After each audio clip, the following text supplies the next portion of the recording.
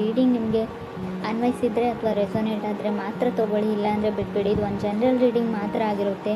ಕಾರ್ಡ್ಸ್ನ shuffle ಮಾಡಿದಾಗ ನನಗೆ first card knight of cups ಬಂದಿದೆ. ನೈಟ್ ಆಫ್ ಕಪ್ಸ್ ಬಂದಿರೋದ್ರಿಂದ ನಿಮ್ಗೊಂದು ಅಂಜಿಕೆ ಇದೆ, ನಾನು ಯಾವತ್ತೂ ಖುಷಿಯಾಗಿರಲ್ಲ ಅನ್ನೋ ಭಯ ಅಥವಾ ಅಂಜಿಕೆ ಇದೆ ಅಂತ ಕಾರ್ಡ್ ಹೇಳುತ್ತೆ. ಸೊ ಅಪ್ ಆ್ಯಂಡ್ ಡೌನ್ಸ್ ಇದೆ, ತುಂಬ ಎತ್ತರಕ್ಕೆ ಹೋಗ್ತೀರಾ, ಕೆಳಗಡೆ ಬೀಳ್ತೀರಾ, ಕೆಳಗಡೆ ಬಿದ್ಮೇಲೆ ಮತ್ತೆ ಒಂದು ಲೈಫ್ ಆಸೆ ತೋರಿಸುತ್ತೆ, ತುಂಬ ಎತ್ತರಕ್ಕೆ ಹೋಗ್ತೀರಾ. ಫೀಲಿಂಗ್ ಎಮೋಷ್ನಲ್ ಅಂತ ಹೇಳುತ್ತೆ. ನೀವು ಅಥವಾ ನಿಮ್ಮ ಪಾರ್ಟ್ನರ್ ಇಬ್ಬರಲ್ಲಿ ಒಬ್ಬರು ಲೈಫಲ್ಲಿ ಕೂಡ ಇದಾಗ್ತಾ ಇರ್ಬೋದು. ಸೊ ಕಮ್ಯುನಿಕೇಷನ್ ನಡೀತಾ ಇದೆ. ಫಾಸ್ಟ್ ಪರ್ಸನ್ ಜೊತೆ ಆಲ್ರೆಡಿ ಬ್ರೇಕಪ್ ಆಗಿದೆ, ಮತ್ತೆ ಬಂದಿದ್ದಾರೆ, ಮತ್ತೆ ಕಮ್ಯುನಿಕೇಷನ್ಸ್ ಇದೆ, friends, family, kids. So health regimen ಇದೆ, ಏನೋ ಕಾಸ್ಮೆಟಿಕ್ ಸರ್ಜರಿನೋ, ಏನೋ ಸ್ಕಿನ್ ಪ್ರಾಬ್ಲಮ್ಸ್ ಇದೆ, ಪಿಂಪಲ್ಸ್ ಆಗ್ತಾ ಇದೆಯೋ, ಏನೋ ಒಂದು ಪ್ರಾಬ್ಲಮ್ಸ್ ಇದೆ. ಸೊ ಹೆಲ್ತ್ ಪ್ರಾಬ್ಲಮ್, ಹೆಲ್ತ್ ಇಶ್ಯೂಸ್ನು ಅಂತ ಹೇಳ್ತೀನಿ ನಾನು. ಮೇ ಬಿ ಸ್ವಲ್ಪ ಚಾಲೆಂಜಿಂಗ್ ಟೈಮ್ ಅಂತ ಹೇಳ್ತೀನಿ. ನೈಟ್ ಆಫ್ ಕಪ್ಸ್ ಇದೆ, ಸೆಕೆಂಡ್ ಕಾರ್ಡ್ 2 ಆಫ್ ಸಾರ್ಡ್ಸ್ ಇದೆ ನನಗೆ. ಸೊ ಕ್ರಿಯೇಟಿವ್ಲಿ ಚೆನ್ನಾಗಿದೆ. ಏನಾದರೂ ಕೆಲಸದಲ್ಲಿ ಅಥವಾ ಕಾರ್ ಚೇಂಜ್ ಮಾಡಬೇಕು ಅಂತ ಅಂದ್ಕೊಂಡಿದ್ರೆ, ಸೊ ಮನೆ ತೊಗೊಳ್ಬೇಕು ಅಂತ ಅಂದ್ಕೊಂಡಿದ್ರು ಕೂಡ ಎಲ್ಲದಕ್ಕೂ ಸರಿಯಾಗಿದೆ. ಮೇ ಬಿ ಪಾರ್ಟ್ನರ್ ಅಂತ ಹೇಳ್ತೀನಿ. ಯಂಗರ್ ವಾಟರ್ ಸೈನ್ ಜೊತೆ ನೀವು ಕನೆಕ್ಟ್ ಆಗಿರ್ಬೋದು. ಕಟಕ ಅಥವಾ ವೃಶ್ಚಿಕ ರಾಶಿಯವ್ರ ಜೊತೆ ನಿಮ್ಮ ಫೀಲಿಂಗ್ಸ್ನ ಎಕ್ಸ್ಪ್ರೆಸ್ ಮಾಡ್ಕೊಳ್ಳಿ. ತುಂಬ ಫೀಲಿಂಗ್ಸ್ ಇದೆ, ಎಕ್ಸ್ಪ್ರೆಸ್ ಮಾಡ್ಕೊಳ್ಬೇಕು. ಭಯ ಅಥವಾ ಹಿಂಜರಿಕೆ ಇರ್ಬೋದು. 2 ಆಫ್ ಸಾರ್ಡ್ಸ್ ಇರೋದ್ರಿಂದ ತುಂಬ ದೂರದಲ್ಲಿರೋ ಪರ್ಸನು, ನೋ ಕಮ್ಯುನಿಕೇಷನ್ ಅಂತ ಹೇಳ್ತಾ ಇದೆ ಕಾರ್ಡು. ಸೊ ಫಾಸ್ಟ್ ಪರ್ಸನ್ ಇರ್ಬೋದು. ಅವರು ಫಾಸ್ಟಲ್ಲಿ ನಿಮ್ಮ ರಿಲೇಷನ್ಶಿಪ್ಪಲ್ಲಿದ್ದು ಬ್ರೇಕಪ್ ಆದಮೇಲೆ ಮತ್ತೆ ಇವಾಗ ಲೆಟ್ಸ್ ಬಿ ಫ್ರೆಂಡ್ಸ್ ಅಂತ ಅವ್ರ ಆಫರ್ನ ಇಟ್ಟಿರ್ಬೋದು, ಫ್ರೆಂಡ್ ಆಗಿರೋಣ ಅಂತ. ಥರ್ಡ್ ಕಾರ್ಡ್ ನನಗೆ ಪೇಜ್ ಆಫ್ ವಾಂಡ್ಸ್ ಬಂದಿದೆ.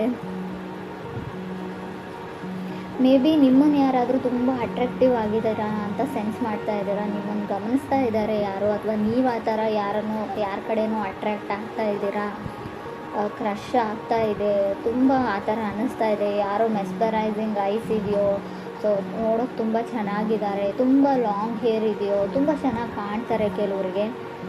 ಫೋರ್ತ್ ಕಾರ್ಡ್ ನನಗೆ ಡೆತ್ ಕಾರ್ಡ್ ಬಂದಿದೆ. ಕೆಲವ್ರಿಗೆ ಡೆತ್ ಆಫ್ ಎನರ್ಜಿ ಅಂತ ಹೇಳ್ತೀನಿ. May be already fast person ಅಂತ ಹೇಳಿದೆ, ಸಪ್ರೇಷನ್ ಆಗಿದೆ, ಬ್ರೇಕಪ್ ಆಗಿದೆ. ಸೊ ಇವಾಗ ಶ್ಯಾಡೋ ಆಫ್ ರಿಲೇಷನ್ಶಿಪ್ ಅಂತ ಹೇಳ್ತೀವಿ. ಅವರು ಪದೇ ಪದೇ ನಿಮ್ಮನ್ನು ಕಾಲ್ ಮಾಡೋದು, ಇರಿಟೇಟ್ ಮಾಡೋದು ಮಾಡ್ತಾ ಇದ್ದಾರೋ, ಪದೇ ಏನೋ ಇರಿಟೇಟಿಂಗ್ ಎನರ್ಜಿ ಅಂತ ನಿಮ್ಗೆ ಅನ್ನಿಸ್ತಾ ಇದೆ. ಸ್ಟಿಲ್ ಮೇ ಬಿ ಅವ್ರು ವೃಶ್ಚಿಕ ರಾಶಿಯವ್ರು ಇರ್ಬೋದು. ಎಕ್ಸ್ಕ್ಯೂಸಸ್ ಕೇಳ್ತಾ ಇದ್ದಾರೆ. ಅವ್ರು ಮಾಡಿರೋ ತಪ್ಪಿಗೆಲ್ಲ ಏನೋ ಒಂದು ಎಕ್ಸ್ಕ್ಯೂಸಸ್ನ ಹೇಳ್ತಾ ಇದ್ದಾರೆ, ಯಾವುದೋ ಒಂದು ಕಾರಣನ ಕೊಡ್ತಾ ಇದ್ದಾರೆ, ಪ್ಯಾಚಪ್ ಆಗೋಣ ಅಂತ ಇದ್ದಾರೆ. ಬಟ್ ಫಿಫ್ತ್ ಕಾರ್ಡ್ ನನಗೆ 9 ಆಫ್ ಪೆಂಟಿಕಲ್ಸ್ ಬಂದಿದೆ. ಎನಿವೇಸ್ ನಿಮಗೆ ಸತ್ಯ ಅರ್ಥ ಆಗಿದೆ. ಮೇ ಬಿ ನಿಮ್ಮ ಸೊ ಮಿಥುನ್ ರಾಶಿಯವ್ರ ಜೊತೆ ಕನೆಕ್ಟ್ ಆಗಿದ್ರೆ, ಲೆಸ್ ಕೋಡಿಪೆಂಡೆನ್ಸಿ ಇದ್ದರೆ ಒಳ್ಳೆಯದು ಅಂತ. ನೀವು ನಿಮ್ಮ ಓನ್ ಲೈಫಲ್ಲಿ ಸೆಕ್ಯೂರ್ ಆಗಿ ಮೊದಲು ಅಂತ ಹೇಳುತ್ತೆ. ಮೇ ಬಿ ನೀವು ನಿಮ್ಮ ಕಾಲ ಮೇಲೆ ನಿಂತ್ಕೊಳ್ಳಿ ಅಂತ. ಅದಾದಮೇಲೆ ನೀವು ಕನೆಕ್ಟ್ ಆಗಿರೋ ವ್ಯಕ್ತಿಗೆ ನಿಮ್ಮ ಮೇಲೆ ರೆಸ್ಪೆಕ್ಟ್ ಬರ್ಬೋದು, ಗೌರವ ಬರ್ಬೋದು. ಸೊ ಮೇ ಬಿ ನೀವು 9 ಆಫ್ ಪೆಂಟಿಕಲ್ಸ್ ಸಿಂಗಲ್ಸ್ ಎನರ್ಜಿ ಅಂತ ಹೇಳ್ತೀನಿ. ಸಿಂಗಲ್ ಆಗಿರೋಕೆ ನೀವು ಇಷ್ಟಪಡ್ತಿರೋ, ನೀವು ಕನೆಕ್ಟ್ ಆಗಿರೋ ಪಾರ್ಟ್ನರ್ ಇಷ್ಟಪಡ್ತಾರೋ ಗೊತ್ತಿಲ್ಲ, ಸುಮ್ಮನೆ ಸ್ಟೇಯಿಂಗ್ ಅರೌಂಡ್ ಅಂತ ಎನರ್ಜಿ ಹೇಳುತ್ತೆ. ಸೊ ಫೀಲಿಂಗ್ ಗುಡ್ ಎನರ್ಜಿ ಇದೆ. ನೀವು ಇವಾಗ ಚೆನ್ನಾಗೇ ಇದ್ದೀರಾ, ನಿಮ್ಮ ಕೆಲಸದಲ್ಲಿ ಇದ್ದೀರಾ, ಅದರ್ ಪರ್ಸನ್ನು ಚೆನ್ನಾಗಿದ್ದಾರೆ. ಸಿಕ್ಸ್ತ್ ಕಾರ್ಡ್ ನನಗೆ ಮೂನ್ ಕಾರ್ಡ್ ಬಂದಿದೆ. May be dark side of, ಕೆಲವ್ರಿಗೆ 2 ಮುಖ ಇರ್ತವೆ ಅಂತ ಹೇಳ್ತೀವಿ. ಮುಖವಾಡ ಹಾಕೊಂಡು ಬದುಕ್ತಾ ಇರ್ತಾರೆ, ಹಿಂದಿನ ಮುಖ ನಮಗೆ ಗೊತ್ತಿರಲ್ಲ. ಆ ಥರ ಇರೋ 2 ಮುಖ ಇರೋ ಪರ್ಸನ್ ಜೊತೆ ನೀವು ಕನೆಕ್ಟ್ ಆಗಿದ್ದೀರೋ, ಅಥವಾ ನಿಮಗೆ ಶ್ಯಾಡೋ ಸೈಡ್ ಇದೆಯೋ ಗೊತ್ತಿಲ್ಲ ನನಗೆ. ತುಂಬ ಅವ್ರ ಲೈಫಲ್ಲಿ ತುಂಬ ಜನ ಬಂದರು ಹೋದರು, ಅವರಿಗೆ ಸೀರಿಯಸ್ನೆಸ್ ಕಮ್ಮಿ. ಇನ್ನೂ ನೀವು ಒಬ್ಬರೇ ಇಲ್ಲ ಲೈಫಲ್ಲಿ, ಅವ್ರ ಲೈಫಲ್ಲಿ ಇನ್ನೂ ಒಬ್ಬರು ಕೂಡ ಇರಬಹುದು, ಕಟಕ ರಾಶಿಯವರು ಅಂತ ಕೂಡ ಕಾರ್ಡ್ ಹೇಳುತ್ತೆ. ಸೊ ಫ್ರೆಂಡ್ಸ್, ಇದು ಎಲ್ರಿಗೂ ಅಲ್ಲ, ಕೆಲವರಿಗೆ ಮಾತ್ರ. ಮೂನ್ ಕಾರ್ಡ್ ಕೂಡ ಸಪ್ರೇಷನ್ ಎನರ್ಜಿನ ರೀಪ್ರೆಸೆಂಟ್ ಮಾಡುತ್ತೆ. ಇದು ಕೂಡ ಬ್ರೇಕಪ್ನ ಹೇಳುತ್ತೆ. ಆಲ್ರೆಡಿ ನೀವು ಮದುವೆ ಆಗಿದ್ರೆ, ಮ್ಯಾರಿಡ್ ಇದ್ದರೂ ಕೂಡ ಡಿವೋರ್ಸ್ವರೆಗೂ ಹೋಗ್ಬೋದು. ತುಂಬ ಎಮೋಷ್ನಲ್ ಡ್ರೈನಿಂಗ್ ಎನರ್ಜಿ ಅಂತ ಹೇಳ್ತೀವಿ. ಕಣ್ಣಲ್ಲಿ ನೀರು ಹಾಕ್ಬೋದು, ಸ್ಯಾಡ್ನೆಸ್ಸು, ಡಿಪ್ರೆಷನ್ನು. ನಿಮ್ಮ ತಾಯಿ ಜೊತೆ ಜಗಳ ಆಡಿದ್ರೂ ಕೂಡ ಮೂನ್ ಕಾರ್ಡ್ ಬಂದಿರುತ್ತೆ. ತಾಯಿ ಜೊತೆ ಮನಸ್ತಾಪ ಇದ್ದರೆ, ಪೇರೆಂಟ್ಸ್ ಜೊತೆ ಇದ್ದರೂ ಕೂಡ ತುಂಬ ಮಿಸ್ಸಿಂಗ್ ಎನರ್ಜಿ. ನಿಮ್ಮ ಪೇರೆಂಟ್ಸ್ ನಿಮ್ಮನ್ನು ಮಿಸ್ ಮಾಡ್ಕೊಳ್ತಾ ಇದ್ದಾರೆ, ನೀವು ನಿಮ್ಮ ಪೇರೆಂಟ್ಸ್ನ ಮಿಸ್ ಮಾಡ್ಕೊಳ್ತಾ ಇದ್ದರೂ ಕೂಡ ಆ ಕಾರ್ಡ್ ಬಂದಿರುತ್ತೆ. 7th ಕಾರ್ಡ್ ನನಗೆ 5 ಆಫ್ ಸಾರ್ಡ್ಸ್ ಬಂದಿದೆ. 5 ಆಫ್ ಸಾರ್ಡ್ಸು ಕೂಡ ಅದನ್ನೇ ಹೇಳುತ್ತೆ. ಸೊ ಕೇರ್ಫುಲ್ ಆಗಿರಿ. ನೀವು ನಂಬಿರೋ ವ್ಯಕ್ತಿ ನೀವು ನಂಬಿದ ಹಾಗೆ ಇಲ್ಲ, ಎಲ್ಲೋ ಮೋಸ ಹೋಗ್ತಾ ಇದ್ದೀರಾ ನೀವು. ಸೊ ನಿಮ್ಮನ್ನು ಮೂಲೆ ಗುಂಪು ಮಾಡ್ತಾ ಇದ್ದಾರೆ ಜನ ಅಂತ ಹೇಳ್ತಾ ಇದೆ ಕಾರ್ಡು. ಸೊ ನಿಮಗೇನೋ ಹೇಳ್ತಾರೆ, ಬೇರೆಯವ್ರಿಗೇನೋ ಹೇಳ್ತಾರೆ. ಆಲ್ರೆಡಿ ಅವ್ರ ಲೈಫಲ್ಲಿ ಯಾರೋ ಇದ್ದಾರೆ. ಸೊ ಅವ್ರಿಗೂ ಗೊತ್ತಿಲ್ಲ, ನಿಮಗೂ ಗೊತ್ತಿಲ್ಲ. ಸೊ ಏನೋ ನಡೀತಾ ಇದೆ, ನಿಮ್ಗೆ ತಿಳಿದೇ ಇರೋ ಹಾಗೆ ತುಂಬ ಮಿಸ್ಟೀರಿಯಸ್ ಎನರ್ಜಿ ಇದೆ.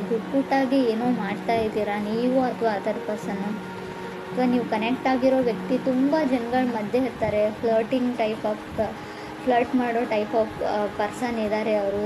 ಹುಷಾರಾಗಿರಿ, ಮೋಸ ಹೋಗ್ತಾ ಇದ್ದೀರಾ ಅಂತ ಕೂಡ ಕಾರ್ಡ್ ಹೇಳ್ತಾ ಇದೆ. ಬಿಕಾಸ್ ನಾನು 5 ಆಫ್ ಸೋರ್ಡ್ಸ್ನ ಒಂದನ್ನೇ ಕನ್ಸಿಡರ್ ಮಾಡಿ ಇದನ್ನು ಹೇಳ್ತಾ ಇಲ್ಲ. 8 ಕಾರ್ಡ್ ನನಗೆ 7 ಆಫ್ ಸೋರ್ಡ್ಸ್ ಬಂದಿದೆ. ಇಟ್ಸ್ ಓವರ್ ಅಂತ ಹೇಳ್ತಾ ಇದೆ. ಸೊ ಆ ಪರ್ಸನ್ನ ಬಿಟ್ಬಿಡಿ. ನೀವೇನಾದರೂ ಯಾರಾದರೂ ಬ್ಯಾಕ್ ಆಗ್ತಾರೆ, ಅವ್ರು ಸರಿ ಹೋಗ್ತಾರೆ ಅಂತ ಅಂದ್ಕೊಂಡಿದ್ರೆ ಅದನ್ನು ಮರ್ತು ಬಿಡಿ. ಅದು ಮುಗ್ದೋಗಿದೆ. ಯಾವುದಾದ್ರೂ ಮೆಸೇಜಿಗೆ ವೇಟ್ ಮಾಡ್ತಾಯಿದ್ರೆ, ಯಾರ್ದಾದ್ರೂ ಕಾಲಿಗೆ ವೇಟ್ ಮಾಡ್ತಾಯಿದ್ರೆ, ಖಂಡಿತ ಅವ್ರು ನಿಮಗೆ ಮೆಸೇಜ್ ಬ್ಯಾಕ್ ಮಾಡಲ್ಲ, ಕಾಲ್ ಬ್ಯಾಕ್ ಮಾಡಲ್ಲ. ಮಾಡಿದರೂ ಕೂಡ ಅವ್ರು ಸರಿ ಹೋಗಿರಲ್ಲ. ಅವ್ರ ಲೈಫ್ ಬಗ್ಗೆ ಅವರೇ ಕ್ಲಿಯರ್ ಇಲ್ಲ, ಅವ್ರ ಡಿಸಿಷನ್ ಬಗ್ಗೆ ಅವರೇ ಕ್ಲಿಯರ್ ಇಲ್ಲ. ಸೊ ಅಂಥ ವ್ಯಕ್ತಿನ ನೀವು ಹೇಗೆ ನಂಬ್ತೀರಾ ಅನ್ನೋದು ಕೂಡ ಇಲ್ಲಿ ಬಿಗ್ ಕ್ವಶನ್ ಆಗುತ್ತೆ. ಸೊ ತುಂಬ ಸಿಟ್ಟು ಬರ್ತಾ ಇದೆ.